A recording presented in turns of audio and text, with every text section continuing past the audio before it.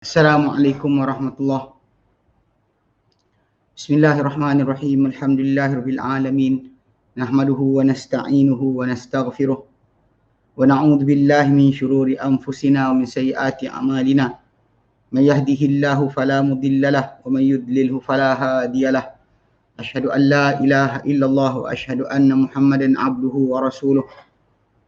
Allahumma salli ala Muhammad wa ala ali Muhammad kama sallaita ala Ibrahim wa ala ali Ibrahim wa barik ala Muhammad wa ala ali Muhammad kama barakta ala Ibrahim wa ala ali Ibrahim fil alamin innaka Hamidum Majid. Rabbi shrah li sadri wa yassir li amri wahlul 'uqdatam min lisani yafqahu qawli, amma ba'd. Alhamdulillah, kita bersyukur kepada Allah Subhanahu wa taala dapat kita berkumpul lagi. Insya-Allah hari ini ilmu kelas panjang kita berkenaan dengan tarikh tasyrik Islami. Yang kali terakhir kita bincangkan itu, kita habiskan alhamdulillah tentang Imam Malik rahimahullah, di antara pasal asas kepada mazhab yang masih lagi kekal diikuti oleh umat Islam atas dasar orang persorangan lah. Jika tidak, para imam-imam tadi pun sebenarnya Malik, Abu Hanifah, Malik, Syafi'i, Ahmad, semua mereka sebenarnya merujuk dalam fatwa mereka kepada pilihan terhadap fatwa para sahabat. Dan juga macam kes kita bincang adalah tajuk Quran dan Sunnah, ya sama je. Tapi yang berbeza dia adalah dalam masalah bagaimana mereka dahulu membincangkan atau membicarakan berkenaan dengan tajuk kedudukan pengertian bagi dalil-dalil yang mereka jumpa atau temui. Itu sebenarnya masalah sebenarnya yang kita katakan sebagai punca perbezaan mazhab, cara mereka memahami dalil atau cara mereka mengutamakan sahabat mana untuk mereka ambil dalil ataupun kefahaman. Baik. Kita hari ini insya-Allah kita masuk Imam Malik, kita habiskan minggu lepas. Ini kita ambil Imam Syafi'i. Imam Syafi'i rahimahullah. Imam Syafi'i rahimahullah taala. Okey. Baik. Dia kata mewakili Imam Syafi'i Fiqh Syafi'i ini kita panggil boleh mewakili perkembangan fiqh Islam yang menghimpunkan di antara fiqh ahli ra'i dan fiqh ahli hadis. Dia seorang macam pertengahan lepas daripada dua yang mewakili macam Imam Malik dan juga Abu Hanifah yang mewakili satu sekolah pendapat ra'yu, satu lagi sekolah hadis.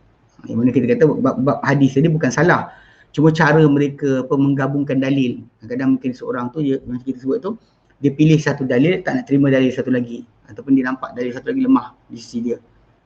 Pasal nanti kita akan balik pada usul, sebenarnya menggabungkan dalil lebih baik daripada kita melagakan dalil. Menggabungkan dalil tu untuk menjadi synchronize lebih baik daripada kita melagakan dalil-dalil tu untuk bertembung satu sama lain. Jadi itu sebab kenapa dari segi sudut pemahaman ni Imam Syafi'i rahimahullah dia berkatakan mewakili fiqh perkembangan fiqh Islam yang menghimpunkan di antara fiqh ahli ra'i dan fiqh ahli hadis.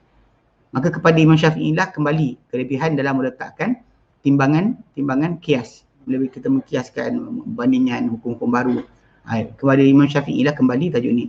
Dan kepada beliau jugalah kembali kelebihan dalam percubaan meletakkan garis panduan dalam cara-cara memahami kitab dan sunnah dengan apa yang diletakkan oleh asas-asas yang datang dalam asas-asas bagi pengeluaran hukum, asas istinbat hukum dengan usul fiqh.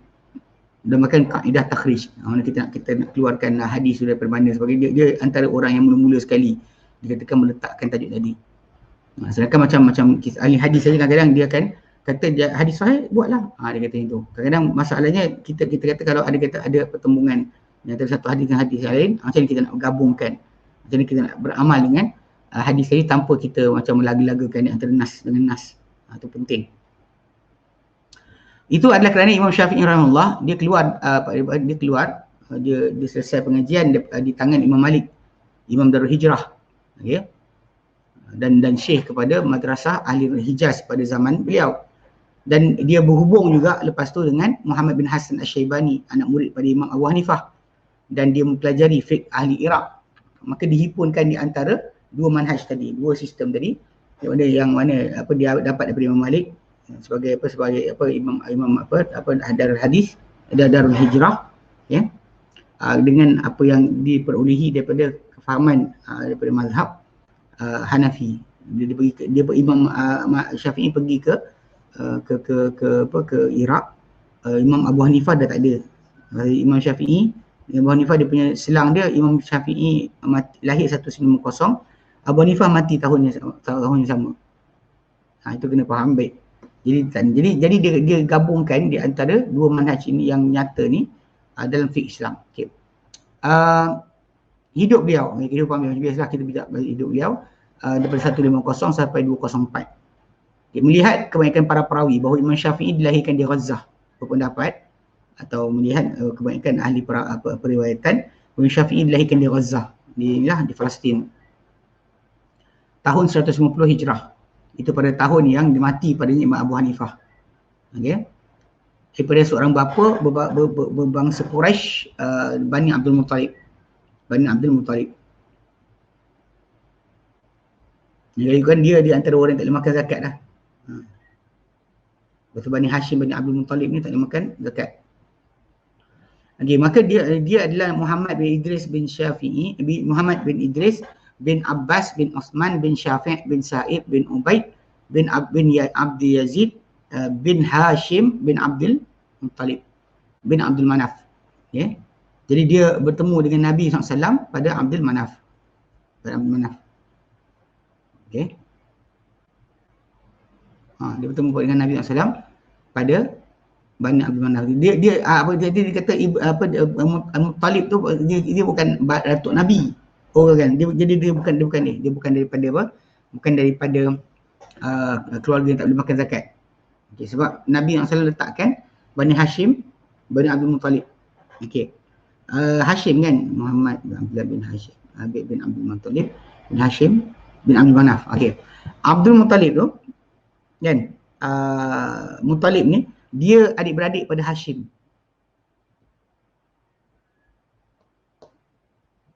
Ibn Abdul Muttalib kan. Ibn Abdul Muttalib. Dia bukan atuk Nabi. Kan. Nabi SAW Muhammad bin Abdullah bin Abdul Muttalib kan, bin Hashim bin Abdul Manaf bin Qusay. Jadi dia bertemu dengan Nabi dekat Abdul Manaf. So Ibn Abdul Muttalib ni adik-beradik kepada Hashim. Okey. Kan bapa datuk Nabi Abdul Muttalib tu digelar Abdul Muttalib. Itu bin Muttalib ni kena beri. Dia punya bapa saudara dia itu Muttalib bawa datuk Nabi balik daripada Syam ke Mekah balik. So bila dia datang tolong pak saudara dia, orang ingat dia ni hamba kepada Muttalib tu, orang gelar Abdul Muttalib. Muttalib bukan nama Allah Taala Muttalib bukan nama Allah. Kata dalam berkenaan banyak ada nama-nama abd ni, tadi kadang hamba letak pada orang tertentu dengan gelaran hamba sekian, hamba si fulan. Itu cara mereka dalam berkenaan baik. Jadi dia bertemu dengan Nabi SAW pada Abdul Manaf. Abdul Manaf Muttalib ni yang berakhir padanya Syafi'i, dia salah seorang anak Abdul Manaf yang 4. Bukan tu betul ke ni, bukan bin Abdul Muttalib ni. Muttalib, nama dia Muttalib dia, bukan Ibnu Abdul Muttalib. Betul kan? Muttalib yang sampai kepadanya Imam Syafi'i adalah salah seorang anak Abdul Manaf yang 4. Abdul Manaf ada 4 orang anak, Muttalib, Hashim, Abdul Syams, Naufal Okey. Jadi yang ni kan Hashim, yang Hashim yang daripada sini Nabi SAW turun. Abdul Syams, Naufal ni okey. Walam yufarik banu dan tidak berpisah Banu Muttalib, Bani Hashim fil jahiliyah wala fil Islam, dan tak pernah berpisah sebenarnya Bani Muttalib dan Bani Hashim pada zaman jahiliyah, dia pada Islam. Di masa Islam pun masih lagi mereka bersama-sama. Kira kan saya sebutkan Hashim punya anak iaitu Abdul Muttalib tu, dia sebenarnya diambil oleh Muttalib ni, pak saudara dia daripada Syam bawa balik ke Mekah. Orang tak kenal dia, orang yang panggil dia Abdul Muttalib. So kekal nama datuk Nabi yang asal nama dia lahir ni, dia kata nama dia Syaibah, nama dia Syaibah, dia dipanggil dengan Abdul Muttalib. Okey. Dalam masa Imam Syafi'i sebagai seorang anak yatim yang fakir dan telah zahir kecerdasan akal dia, pada waktu yang awal usia. Dia telah hafal Quran Karim dan dia telah menuju kepada menghafal hadis-hadis Rasulullah SAW dengan mendengar aja. Dengan mendengar, dengan tulisan, dengan penyalinan, dengan penyusunan, dan dia menghafal sejak kuku dia masih lagi lembut. Maksudnya ceritakan masih muda, umur lagi dah hafal banyak. Dan dia telah berusaha untuk memfasihkan diri dia di atas memfasihkan dirinya dalam bahasa Arab. Maka dia menetap di kawasan pendalaman dan dia tinggal dengan kabilah Huzail. Huzail salah satu kabilah Mekah yang kita panggil sejak zaman Nabi lagi lah terwujud. Okey. Telah menukilkan Al-Fakhr Ar-Razi. Fakhr Ar-Razi dan selain beliau dalam berkenaan dengan kehidupan ataupun kelebihan Imam Syafi'i rahimahullah disebut, dia kata bahawa Imam Syafi'i berkata, sesungguhnya aku telah keluar daripada Mekah, lalu aku telah melazimkan diriku, menetapkan diriku bersama dengan Huzail di kawasan pendalaman. Aku belajar kata-kata mereka dan aku ambil dengan sikap mereka atau perangai mereka pada kabilah Huzail. Dan mereka ni dahulu adalah Arab paling fasih. Ya, dan aku berkelana dengan kumpulan mereka dan aku singgah tempat singgah mereka. Lalu bila pulang ke Mekah, aku mula bernagukan dengan syair dan aku sebut tentang sastra dan juga khabar-khabar cerita-cerita dahulu. Hingga berkatalah Al-Asma'i tentangnya, ya, tentang Imam Syafi'i ini, dia kata dia betulkan syair-syair Huzail. Dia kata sahatu Asy'ar Huzail ala fata min Quraisy. Aku telah Al-Asma'i kata aku telah memeriksa kebenaran atau membetulkan syair-syair Huzail pada tangan seorang pemuda daripada Quraisy yang dikatakan nama dia Muhammad Idris Syafi'i. Jadi datang tu sampai orang ambil daripada dia syair-syair. Cek balik sebutan betul yang Huzail katakan pada syair mereka. Okey. Dia kata dan dia belajar ketika tinggal dia dengan kabilah tu di kawasan pendalaman, dia belajar berkenaan dengan memanah, ya, manah. Dia pakai Imam Syafi'i rahimahullah dikatakan berkenaan kehidupan dia seorang yang pandai memanah di sentiasa tepat. Okey. Dan dia memang dia ditemui dia dapati daripada Imam Syafi'i, diriwayatkan dari Imam Syafi'i bahawa dia dahulu memang mahir memanah. Ini jadilah sempurna akan tarbiyah beliau. Okey. Dalam dua perkara itu dalam bahasa, dan juga dalam kerja-kerja atau perkara-perkara berkaitan dengan kepahlawanan. Dia memang, ya. Okey, baik. Kemudian dia menuntut ilmu dan juga pelantikan beliau, diletakkan beliau jawatan inilah macam yang dikatakan sebagai orang yang boleh mengajar atau berfatwa. Baik. Bermula beliau menuntut ilmu pada para fuqaha dan juga ahli hadis di Mekah. Kemudian dia menjenguk dia diintaikan diri dia kepada Imam Malik. Okey.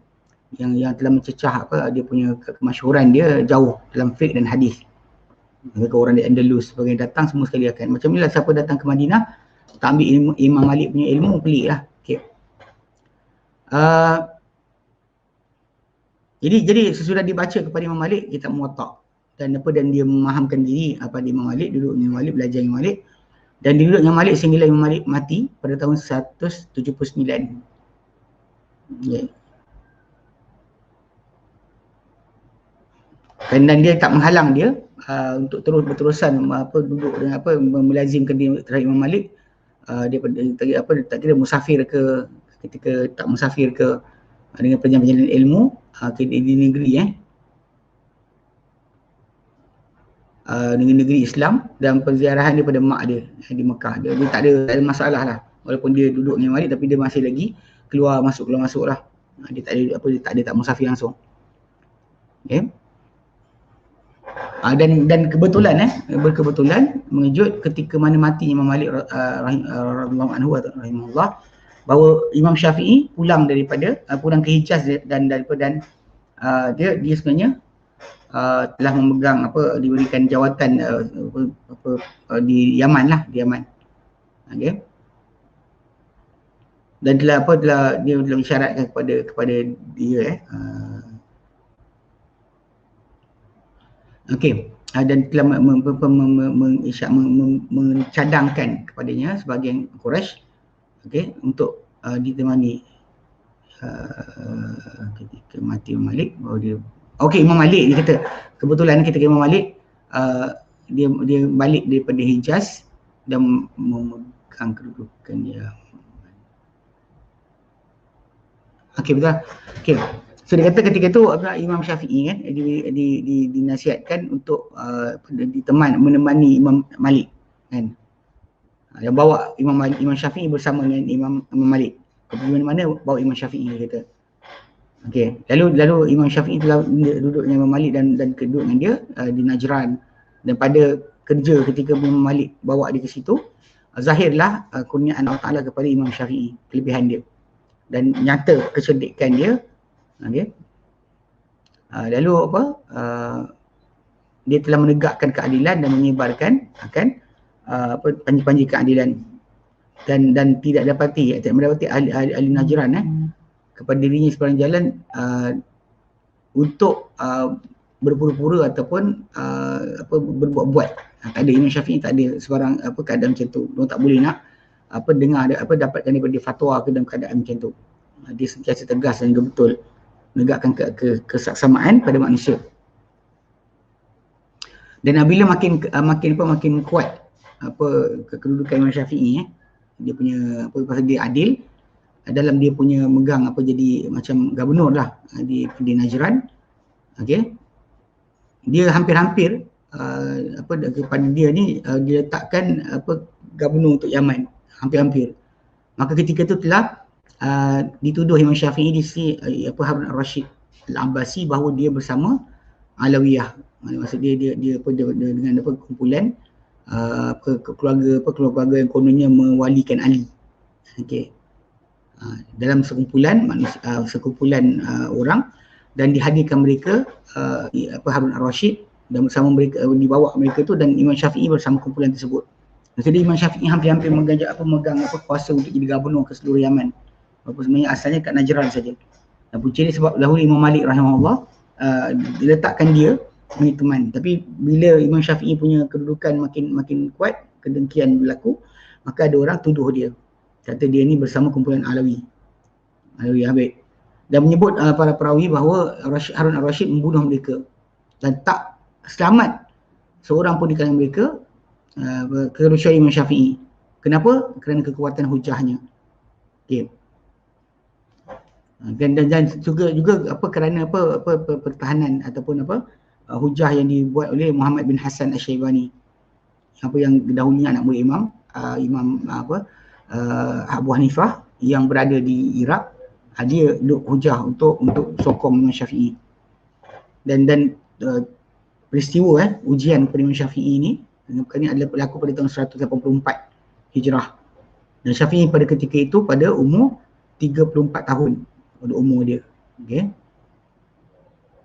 Lalu ketika itu dia alihkan kedudukan dia daripada memegang kuasa sebagai gubernur kan, penguasa, kepada mengkaji ilmu dan juga berkhidmat untuk ilmu. Dia tinggalkan. Kemudian telah singgah dan juga Imam Syafi'i rahimahullah di Baghdad di sisi Muhammad bin Hasan Asy-Syaibani. Ya. Dia ambil daripada dia ambil fiqh orang-orang Iraq daripada Muhammad bin Hasan Asy-Syaibani, anak murid Imam Abu Hanifah. Dan dia baca kitab-kitab beliau, lalu terkumpulah untuk Imam Syafi'i dengan itu fiqh Hijaz dan fiqh Iraq.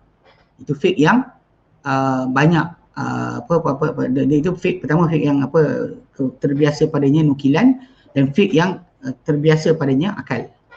Dia kumpulkan itu pada Imam Syafi'i pasal dia belajar dulu sekali. Dan berkata Ibn Hajar pada itu, dia kata telah berakhir kepimpinan nukilan dan fiqh di Madinah kepada Malik bin Anas. Lalu beliau telah pergi kepada Imam Malik bin Anas dan duduk dengan Imam Malik bin Anas dan ambil ilmu daripada Malik bin Anas, Imam Syafi'i. Dan kemudian berakhir kepimpinan fiqh Iraq kepada Abu Hanifah. Lalu diambil daripada pendamping Abu Hanifah itu Muhammad bin Hasan Asy-Syaibani. Imam Syafi'i punya kedudukan. Tiada padanya suatu kemudian kita dah didengar. Ia padanya. Dan terhimpunlah ilmu ahli ra'yi dan ilmu ahli hadis. Lalu dia telah dia bertindak pada itu, pada tahu dari sudut tadi, untuk mengasaskan akan usul dan meletakkan kaedah, membuat kaedah, dan telah mendengar kepada Imam Syafi'i orang yang bersetuju dan orang yang menyanggahi dia.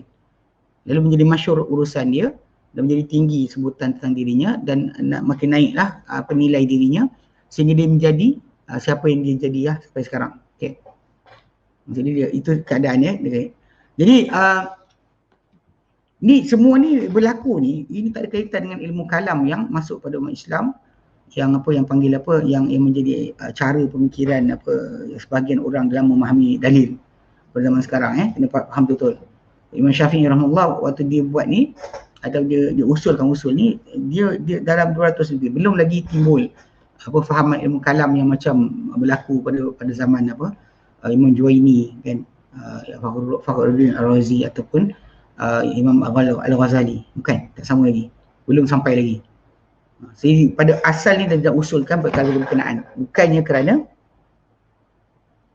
dia mengambil ilmu kalam. Bahkan Imam Syafi'i mencela ilmu kalam. Dan orang yang belajar ilmu kalam dan sebagainya, ilmu tasawuf, Imam Syafi'i benci, tak suka. Baik. Jadi walaupun Imam Syafi'i dahulu menetap di Baghdad dan dia duduk dengan melazimkan diri dengan Muhammad bin Hasan Asy-Syaibani. Saya nukilkan daripada dia bahawa beliau berkata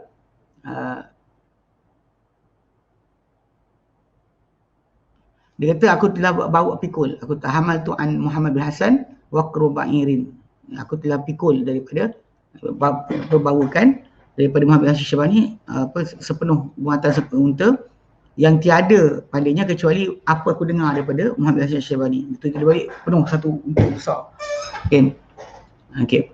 Dan walaupun dia duduk macam tu, tapi dia ni dianggap dia menganggap diri dia sebagai orang yang mendampingi Imam Malik.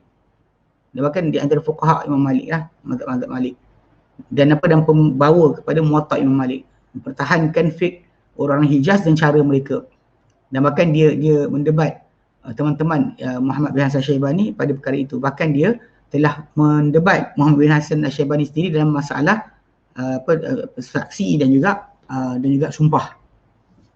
Saksi dan juga sumpah. Ada buku dia berdebat dengan Muhammad bin Hasan Asy-Syaibani berkenaan kefahaman yang mana pada Muhammad bin Hasan Asy-Syaibani ambil ilmu daripada Abu Hanifah ada satu kefahaman, tapi Imam Syafi'i debat dia untuk bawa kepada maksud yang lebih tepat dengan dalil berbanding dengan pendapat. Okey, dia telah pulang telah dia kata telah kembali Imam Syafi'i daripada Iraq ke Mekah. Lalu dia mula menyampaikan pelajaran-pelajarannya di Masjid Nazil Haram Tanah Mekah, Haram Makki. Dan dia bertemu dengan para ulama besar pada musim haji. Macam dia bertemu dengannya Imam Ahmad bin Hanbal. Okay, dan dia berterusan menyampaikan pelajarannya di Mekah tempoh yang panjang. Dan menyebut para perawi bahawa sampai lebih kurang 9 tahun dah dia mengajar di Mekah. Dan zahirlah padanya kepribadian dia pada kematangan akal dia, disiplin ilmu dia, dari segi ilmu, mazhab fiqh dia, dan dan dia melihat daripada sudut percanggahan pendapat dan perbezaan pemikiran perlu kepada meletakkan satu garis panduan, satu timbangan yang tetap dan juga dan timbangan yang sahih, kiasan yang tetap, ukuran yang tetap, juga timbangan yang sahih yang akan dikenal dengannya kebenaran dan kebatilan.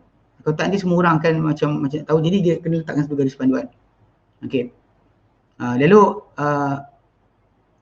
dia telah pun menumpukan kepada kitab Al-Karim, Al-Quran dan menggajinya dan mengenal akan dalil dan hukum-hukumnya. Dan kepada sunnah Nabi, sunnah Nabawi, dan dia kenal akan sahihnya daripada yang tak sahihnya, dan jalan-jalan pendalilan dengan hadis serta kedudukannya daripada Al-Quran. Bagaimana dia menjadi garis panduan ijtihad bagi mengeluarkan hukum hadis apabila tidak ada dan macam mana jadi akan jadi. Dia buat juga macam mana akan jadinya garis panduan ijtihad mengeluarkan hukum-hukum apabila tidak ada kitab dan tidak ada sunnah pada satu perkara. Macam kita zaman sekarang bila kita kes masalah solat, berjarak sebagainya, macam mana kita nak fahamkan. Kalau kita berkumpul, kita akan kena penyakit.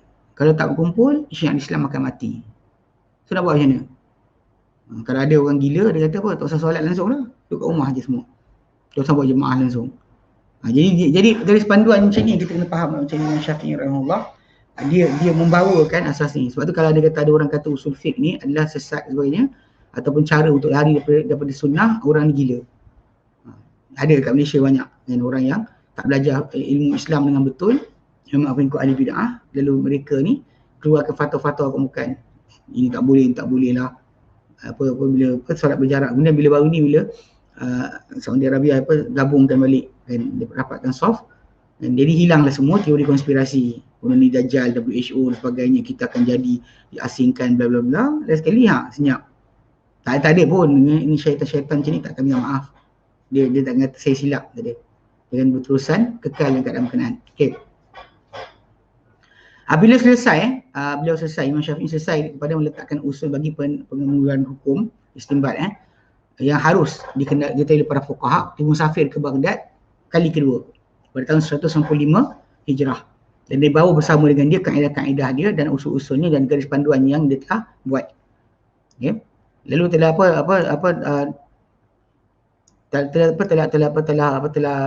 menyerbu kepada dia para ulama, orang yang belajar fiqh, ahli ra'yi secara keseluruhan, dan mereka sebut bahawa dia pada perkara ni, bahawa pada permulaan ni dia telah karang kitab Risalah yang letak peringkatnya asas ilmu fiqh. Kata Ar-Razi, Fakhruddin Ar-Razi, ketahuilah bahawa Asy-Syafi'i rahimahullah telah mengarang kitab Risalah ketika dia di Baghdad, ketika dia dan apabila dia pulang ke Mesir, dia ulang balik tulisan kitab Risalah. Dan pada setiap satu daripada kedua-duanya, yang sama ada yang di Baghdad atau di Mesir, maka kedua-duanya ada ilmu yang banyak. Dua-dua sekali dan menyebut sebahagian riwayat bahawa Abdul Rahman bin Mahdi telah dia kata Abdul Rahman bin Mahdi telah mencari untuk diletakkan baginya satu kitab yang disebut dalamnya syarat-syarat pendalilan Quran dan Sunnah, Ijma' dan Qiyas. Lalu telah meletakkan Imam Syafi'i satu kitab nama Risalah, dan di atas inilah bahawa dia di atas ni dia kata bahawa dia telah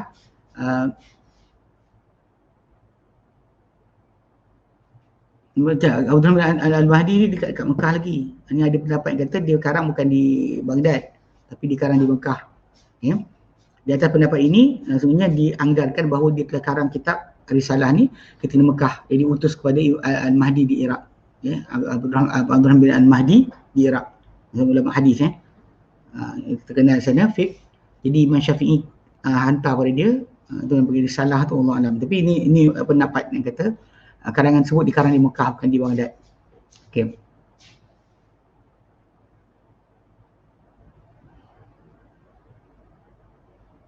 Dia kata dan tak suka tak rasa sedap kedudukan duduk menetap bagi Imam Syafi'i di Baghdad kerana menguasainya unsur Parsi di sana.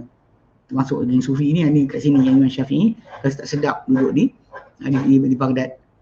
Pada zaman Ma'mun salah seorang khalifah Bani Abbasiyah. Dan ketika itu memang kena kan yang Mu'tasim, Ma'mun Wathiq yang berlaku penyiksaan, pembunuhan, bahkan tekanan kepada para ulama untuk mengakui kan Quran itu makhluk dan sebagainya. Okey. Dan apa jadi pada Ma'mun ni hampir mendekat kepadanya Mu'tazilah. Dan cenderung Ma'mun zaman Ma'mun ni Khalifah Abbasiyah zaman tu kepada manhaj kajian golongan Mu'tazilah. Lalu telah mengajak beliau ketika itu ke Mesir, seorang bangsa Quraisy kan, yang bangsa Bani Hashim, Abbas bin Abdullah bin Abbas bin Musa bin Abdullah bin Abbas. Kira ikutkan dia ni adalah cicit piat-piut kepada Abdullah bin Abbas. Okay. Abbas bin Abdullah bin Abbas bin Musa bin Abdullah bin Abbas. Abdullah bin Abbas yang telah, lalu dia telah menyahut panggilan tersebut, dan dia pun berkelanalah ke Mesir, dan dia sebarkan ilmu dia di Mesir dan pendapat dia dan fiqh dia sehingga dia mati di sana pada akhir Rejab tahun 204 Hijrah. Dan dia telah umur dia mencecah ketika itu bukan 54 tahun. 54 tahun je umur dia. Okay, dan di antara perkara yang harus diperingatkan kepadanya, isyarat kepadanya bahawa Imam Syafi'i dahulu membesarkan atau memuliakan Imam Malik. Okay. Dan dia tak gambarkan tentang Imam Malik kecuali dengan lafaz ustaz lah, guru. Akan tetapi ketika dia melihat pelampauan dia melihat pelampauan teman-teman Imam Malik kan, dan ketaksuban mereka kepada sebahagian pendapat Imam Malik, dia sarang satu kitab yang dinamakan Khilaf Malik, penyanggahan terhadap Imam Malik. Dan dia teragak-agak dalam mengiklankannya kerana setia terhadap guru dia. Kemudian dia istikharah kepada Allah Ta'ala dan disebarkan bagi menetapkan akan kebenaran. Jadi dia tidak teragak-agak lah. Pasal ketika tu macam bila orang taksub kepada seorang imam, dia sampai lupa sebenarnya yang kita ikut bukannya imam tersebut, tapi kita ikut apa yang imam tu jelas kepada kita daripada Nabi SAW. Kalau betul penjelasan dia, maka kita ikut. Kalau tidak, tidaklah. Imam Malik kalau macam ni, kalau bagi sebahagian orang, Imam Syafi'i tak hormat guru lah. Tapi tidak, dia hormat guru, tapi dia tidak melebihkan guru dia ke atas kebenaran. Kebenaran lebih dia suka. Okay. Ilmu Imam Syafi'i dan juga sumber-sumbernya. Okay, telah menguatkan lagi riwayat yang diriwayatkan daripada Syekh Imam Syafi'i dan teman-teman dia serta anak murid dia bahawa dia dahulu seorang yang tokoh di kalangan para ulama dan tidak dapat ditandingi pada ilmunya. Berkata tentangnya Imam Ahmad bin Hanbal. Okay. Diriwayatkan daripada Nabi SAW bahawa Allah Ta'ala Azza wa Jalla mengutuskan pada umat ini pada setiap 100 tahun seorang lelaki yang akan diluruskan dengan diluruskan terhadapnya urusan agama umat ini. Jadi dia kata Umar bin Abdul Aziz pada 100 tahun yang pertama tahun tu, dan aku harap Imam Syafi'i adalah pada awal 100 tahun yang berikutnya. So dia cakap yang tu, dia tengok Imam Syafi'i, dia anggap Imam Syafi'i lah orang yang diutuskan pada 100 tahun yang memperbaharukan atau membetulkan, menegakkan urusan umat ini dan betul balik pada agama dia. Okay. Berkata Daud bin Ali Az-Zahiri, guru Imam Malik, dia kata Syafi'i ini mempunyai kelebihan apa yang tidak terhimpun pada selainnya. Dia daripada kemuliaan nasab dia, kesahihan agamanya dan i'tiqad dia, dan juga kemurahan hati jiwa dia, dia tak kerikut. Pengetahuan tentang kesahihan hadis dan juga tak sahihnya hadis, yang mansuh dia, pemansuhan hadis juga yang dimansuhkan, dan juga penghafalan kitab dan sunnah serta sirah para khulafa, serta keelokan dari segi karangan. Dia mengarang karangan dia tu elok dan cantik. Okay. Kadang-kadang ada orang dia pandai bercakap tak pandai menulis, ada orang pandai menulis tak pandai bercakap. Nanti Imam Syafi'i dia himpunkan semua sekali. Kata Muhammad bin Abdul Hakam, salah seorang anak murid Imam Syafi'i di Mesir. Ya. Dia kata kalaulah bukan Imam Syafi'i, maka takkan aku tahu bagaimana aku menjawab pada sesiapa pun. Dengan Imam Syafi'i lah aku kenal apa aku kenal. Dengan Syafi'i aku kenal apa aku kenal. Dan dia lah mengajarkan aku kias. Semua telah rahmati beliau. Dan dahulunya dia adalah seorang pemilik sunnah. Dia adalah sahibus sunnah. Ya. Dia adalah pemilik sunnah, asar, kelebihan dan juga kebaikan. Berserta dengan lidah yang fasih. Lagi jelas. Akal yang sahih lagi teguh. Okey. Dia apa hasil tinggalan Imam Syafi'i punya hasil karang-karangan dia, dan apa dia tinggalkan daripada kesan-kesan menyaksikan untuk dia perkara itu. Dia telah diberikan ilmu bahasa Arab, ilmu kitab, fiqh hadis, dan juga garis panduan kaedah sunnah. Garis panduan kaedah sunnah dan apa nyata pada dia fiqh pendapat dan juga fiqh dan kias. Dan dia dahulunya dia berkata, barang siapa mempelajari Quran, ya, akan besarlah nilai dirinya. Barang siapa mempelajari hadis, akan kuatlah hujahnya. Barang siapa yang melihat pada fiqh, akan mulialah nilai dirinya. Barang siapa yang melihat pada bahasa, akan menjadi haluslah tabiat dia. Barang siapa melihat kepada ilmu matematik, ya, dia akan melimpah ruahlah pendapat dia. Okay. Dan siapa yang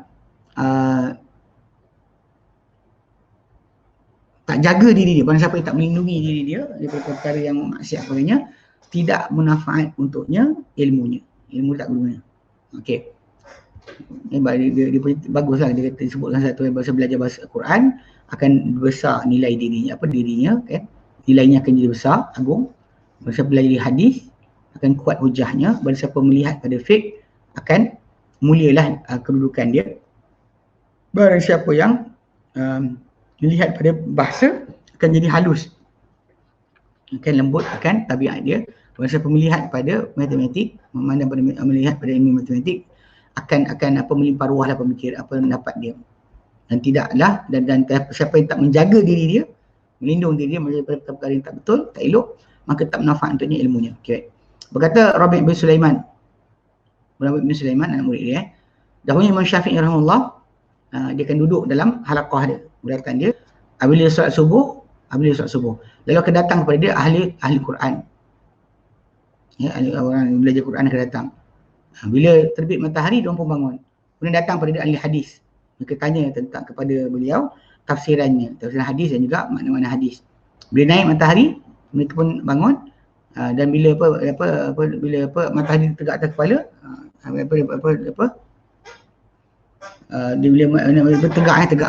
tegak matahari, mereka bangun dan jadilah halaqah untuk muzakarah dan nazar, untuk ulang kaji dan juga pandangan. Apabila sampai duha pula, mereka pun berpecah, semua tinggalkan dia. Dan bila datang pula ahli bahasa Arab dan juga arud ni rentak atau rhythm bacaan syair. Bila syair ni cara baca syair ni atau rentak baca syair ni panggil arud. Dia cara sebut dia bukan baca macam tu je. Dia ada rhythm dia. Kalau orang tu nak melagukan syair tu, dia ada rhythm dia. Okey, jadi datang ahli bahasa Arab dan arud itu ilmu tentang lenggok syair, nahwu dan juga orang syair juga. Okey. Lalu mereka duduk dengan dia sehinggalah hampir-hampir tengah hari. Jadi tadi macam matahari naik sikit. Benda dia ada masa-masa dia. Okey.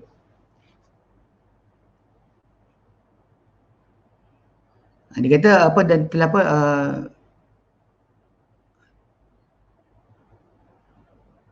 dia kata telah merujuk atau mengembalikan mengkajilah ni dia sebenarnya anugerah Imam Syafi'i, anugerah Allah Taala kepada Imam Syafi'i.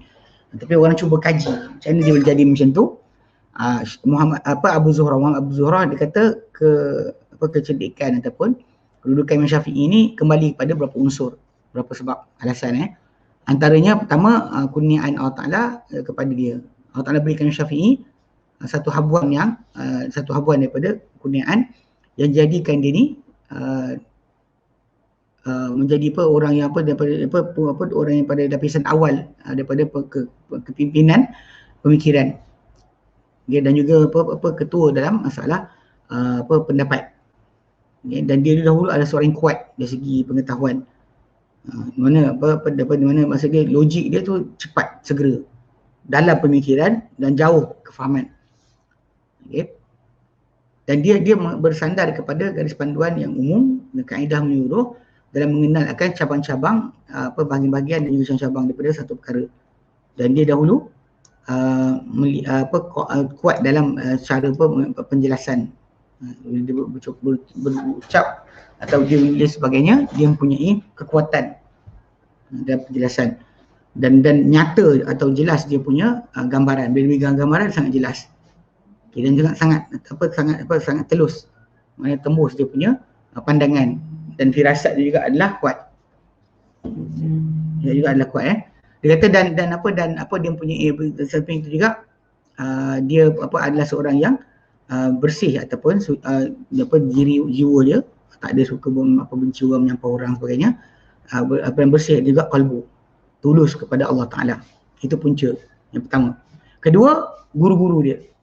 Siapa guru-guru dia? Dalam ambil Imam Syafi'i, fiqh dan hadis daripada guru-guru zaman dia, walaupun berbeza-beza dia punya manhaj, cara dia berfikir lain, tapi Imam Syafi'i ambil dia semua. Okay, ada syekh-syekh daripada syekh Mekah, Madinah, Yaman dan Iraq. Lalu diterima fiqh Malik, dia terima fiqh Malik pada Imam Malik sendiri, dan terima fiqh Al-Auza'i daripada temannya Umar bin Abi Salamah. Dia terima fiqh Lais bin Sa'ad di Mesir daripada teman dia Yahya bin Hassan. Kemudian dia terima fiqh Abu Hanifah daripada teman Imam Abu Hanifah daripada Muhammad bin Hasan Syaibani. Dia terhimpun di sisi dia campuran fiqh ni, walau dengan pelbagaian dorongan ataupun kecenderungan. Lalu dia sinkronisekan, digabungkan di antaranya, dan dia keluarkan daripadanya makna-makna menyeluruh yang dia dikemukakannya kepada orang ramai, dan penjelasan yang amat indah dan kata-kata yang sangat rapi, penjelasan yang sangat menarik. Okay. Itu kedua. Ketiga, kajian dia khusus dan juga percubaan dia. Kajian dia yang tersendiri, kajiannya tersendiri, dan juga uji kaji dia, apa yang dia praktikkan. Telah bermusafir telah berkelana Imam Syafi'i dan menuntut hadis dan juga fiqh. Dia berkelana kepada Imam Malik dan duduk dengan Imam Malik. Kemudian dia berkelana ke Yaman, sebagai seorang amil, gubernur pada sebahagian kerja-kerja di wilayah dia di Najran, di kawasan Yaman. Kemudian dia bermusafir ke Iraq dan Mesir. Kemudian daripada keadaan perjalanan inilah dia mendapat pengalaman dalam mengetahui muamalah, bercampur aduk dengan manusia orang ramai, dan kebiasaan mereka serta uruf mereka. Dan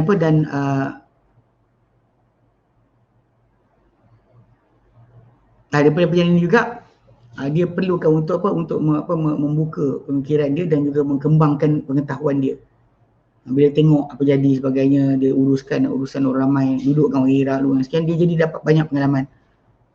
Dan mengembangkan pengetahuan dia untuk menjadikan pemikiran dia tadi pada satu sistem atau manhaj fiqh yang berbagai yang dia kaji, dia belajar dengan kajian seorang yang peneliti atau penyelidik yang mengkaji. Dia bukannya belajar saja, dia belajar dan juga dia berikan komentar balik kepada benda-benda berkenaan, tanpa dia terikat dengan mazhab ataupun satu kumpulan ataupun orang, tak ada mazhab, tak ada sekian. Itulah sebabnya begini pilihan dari Imam Syafi'i rahimahullah. Itu yang ketiga. Itu maksud dia kajian dia, itu yang menjadikan dia sebagai dia.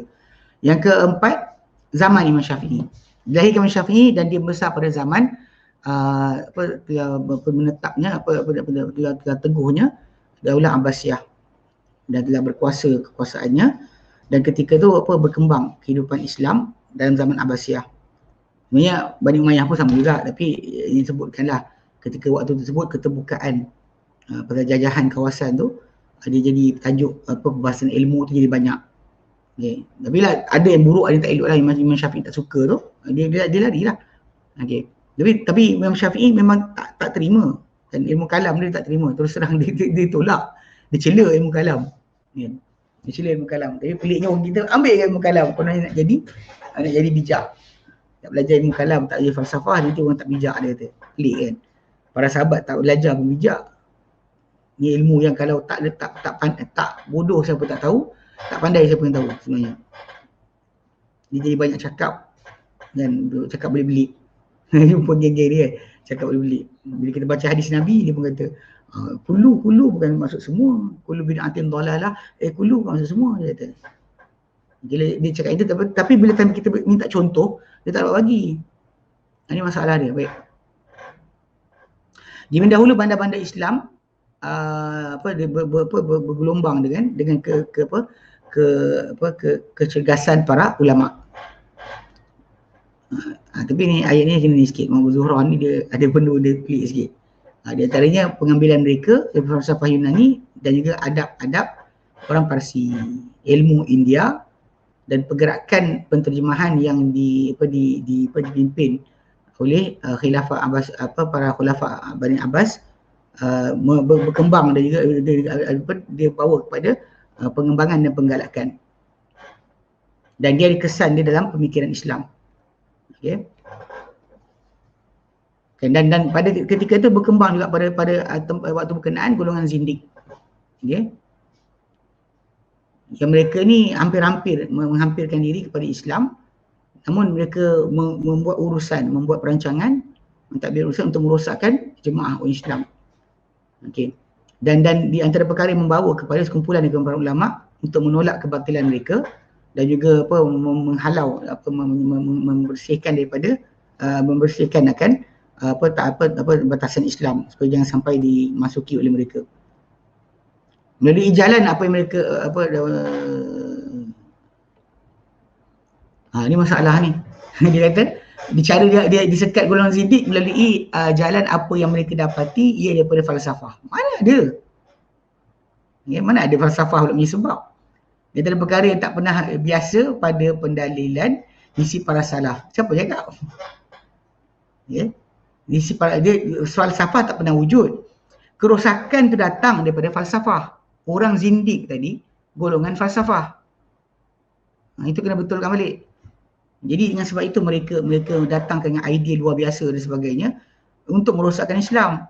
Jadi para ulama bertindak balas macam kita berhadapan dengan binatang kan. Kalau dia kata ada haiwan berbahaya pada kita, cara kita tangani akan berbeza.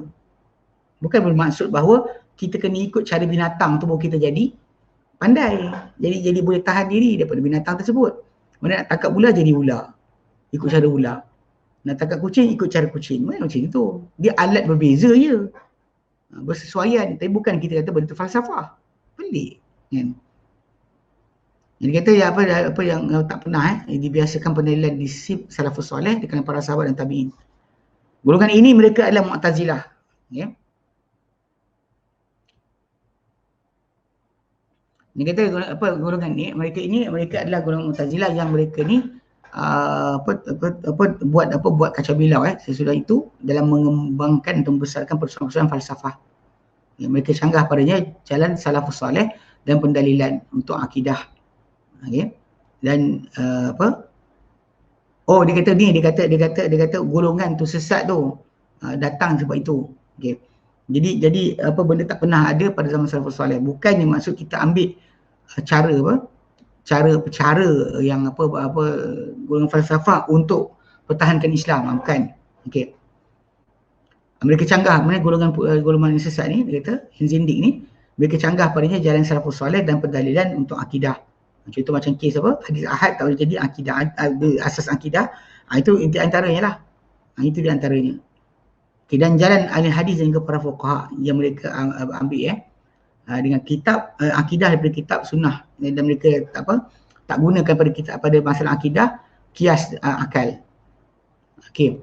Dia kata dan tidak suka Imam Syafi'i rahimahullah ajaran Mu'tazilah dan cara mereka, dan dia mengingkari untuk orang menyibukkan diri dengan cara Mu'tazilah, akan tapi ni masalah ni, akan tapi dia dapat faedah kekuatan dalam cara-cara perdebatan fiqh untuk menegakkan hujah.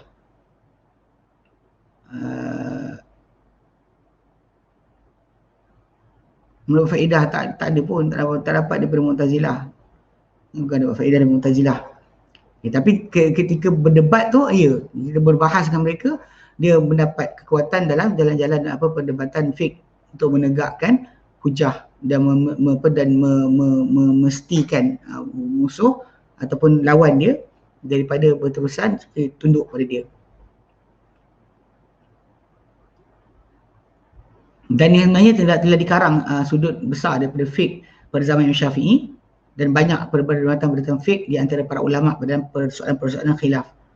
Dan kesan dan ini telah dikesan pada Imam Syafi'i rahimahullah, dan dia mendapat manfaat dengannya dalam meletakkan usul fiqh. Dan keluar daripada itu dengan asas-asas usul yang diwarisi ia generasi demi generasi sesudah beliau. Okay, macam mana keluar juga, dia keluar juga dengan apa? Satu khazanah simpanan ilmu yang amat besar yang dikemukakan kepada orang ramai dalam fiqh beliau. Baik, so kita berhenti sini nanti kita akan minta tengok kepada pendapat Imam Syafi'i dan fiqh Imam Syafi'i. Okay, stop sharing. Okay, wallah, ada soalan?